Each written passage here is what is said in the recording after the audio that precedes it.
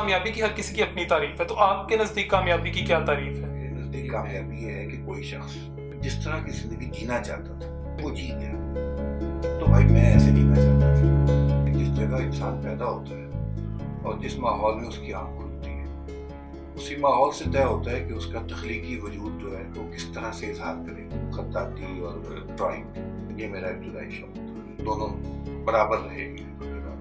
तो घर से तो आपको खताती का शौक मिल गया, लेकिन जो आपका बाकायदा एकेडमिक जो कैरियर, ये शौक बढ़ने लगा और वालिद साहब को अंदाज़ा हो गया इब्तदाई 2-4 सालों में कि ये तो मेरे बस से बाहर हो जाए। अच्छा, मैं तो मेरे अंदर फ़न का इतना ज़्यादा वो जोर था कि मैं तो नहीं चाह रहा था कि मैं मैट्रिक करूँ या मैं कोई बाकायदा तालीम हासिल करूँ।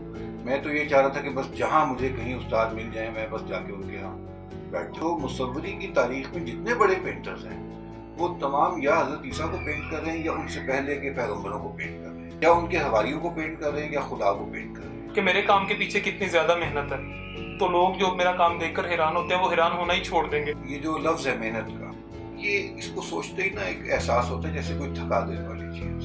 तो आर्टिस्ट नहीं थकता। आर्ट और मजहब जो है किसी ना किसी मुकाम पर एक दूसरे से तसादम कर जाते हैं। कोई एक फन का नाम बताएं जो मजहब से ना फूटा हो। आप किसी भी फन का नाम लीजिए, आप कोरियोग्राफी का नाम या डांस का ले लीजिए, मजहब से निकला हो। ये आपकी अपनी बेबसी हो सकती है। मिसाल के तौर पर मेरी बेबसी है कि मुझे C++ का कोड नहीं समझ में आता।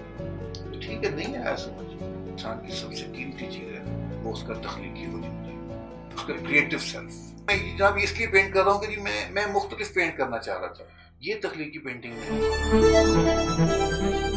है।